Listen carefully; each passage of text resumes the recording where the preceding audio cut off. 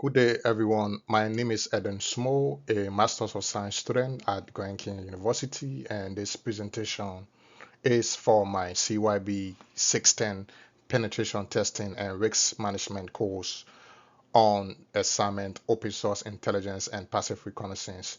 Today, I will be focusing on how to use open source intelligence and passive reconnaissance techniques. On this presentation, we'll cover my reconnaissance analysis at data of JP Morgan Chase Bank, especially I focus on their chairman and CEO, who happens to be Jamie Dimon. I'll walk you through the OSINT methodologies and tools I use, such as Matigo and OSINT framework. I'll also present the attack surface I discover and demonstrate a spear phishing attack based on my findings. Furthermore, I will discuss the legal and ethical considerations, particularly from a Christian perspective. Please note that intelligence was gathered in the passive reconnaissance phase and I did not interact with my target directly. This is strictly for educational purpose. JP Morgan Chase is the largest bank in the United States. It has an assets of 3.9 trillion in dollars. It operates in more than 60 countries with more than 250,000 employees worldwide, and it's also one of the highest ranked financial institutions on the Fortune 500 company, which was the reason why I chose it. Also, the CEO is one of the most influential leaders in global finance, which makes him a good target for OSIN because he has a lot of publicly available information out there. And why target for OSIN? Because of the massive digital footprint, also is kind of like a high value for cyber threat actors. I use tools like Matigo and OSINT framework to map domains, people, and infrastructure. Also, these are ideal for passive reconnaissance.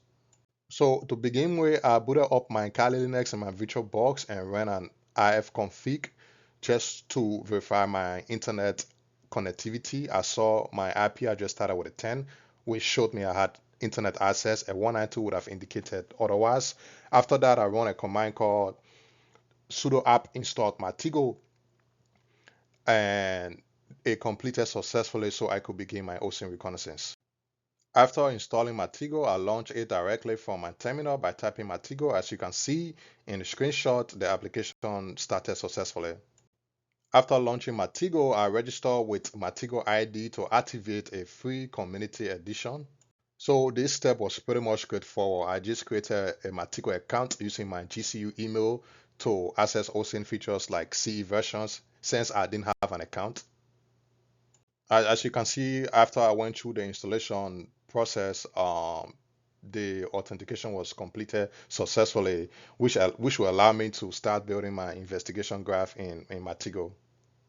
And next, I install as many plugins as I could because the more plugins I have, the greater my capability to extract useful information from my graph. Some of the plugins kind of required API keys or paid access, but I went ahead and installed all the free ones that were available. After that, I moved on to my target and company domain selection. I went to the infrastructure section and I just selected the domain entity and then I just pretty much drag it onto the canvas. I replaced the default Matigo domain with my target, which is jpmorganchase.com, which allows Matigo to begin kind of discovering information related to the company. So after adding jpmorganchase.com, I right click on the domain and I just ran a free DNS and who is transformed to extract DNS records. I extracted MX mail servers, SPF entries, IP ranges, and hostmaster's email for my attack surface mapping.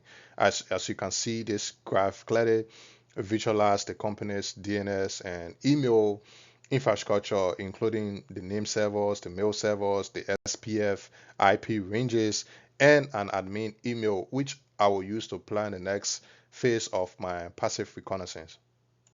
So through OSINT framework, Google and LinkedIn, I was able to gather key intelligence on Jimmy Dimon.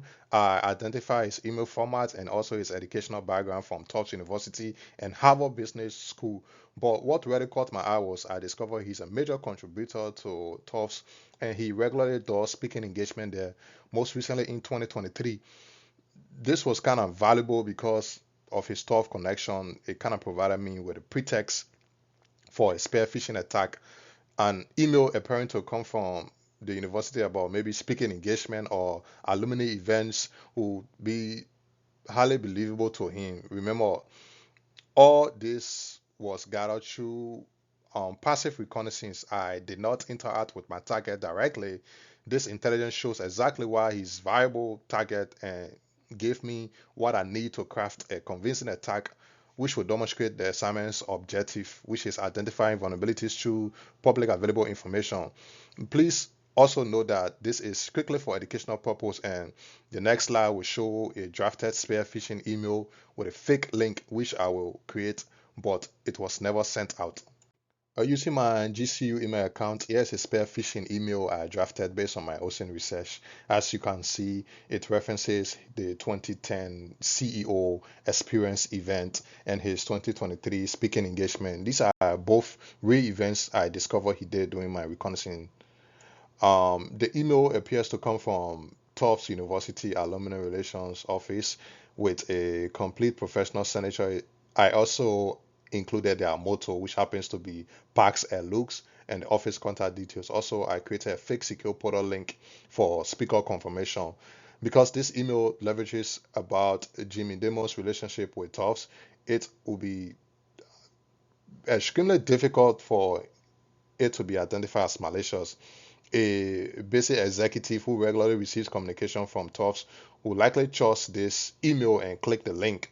This kind of demonstrates the real danger of passive reconnaissance, which is publicly available information can be weaponized to create a highly targeted attacks. And I want to emphasize this email was never sent out. This is purely for educational demonstration as required per this assignment. Let's talk about the legal and Christian principles for ethical penetration testing. Under the Computer Fraud and Abuse Act, it is illegal to access or test any system without authorization. So, as pen testers, we must always have an explicit written permission before conducting any attacks, or we could face serious legal consequences. It's not just also about the legality, but also in terms of morality, because in the Bible, Micah chapter 6, 8, it reminds us to act justly and walk with integrity. And Colossians chapter 3, verse 23 teaches that whatever we do, we should do it wholeheartedly as if we are doing it for God. So, as Christians, that means using our cybersecurity skills responsibly and ethically. God gave us this ability to protect others, not to use it to harm them. So, following the law, respecting boundaries, and getting proper authorization is one way we honor God in our work. And lastly, this last slide is my references. That is where I got some of the information I've been talking about throughout this presentation. Thanks for your time and stay blessed.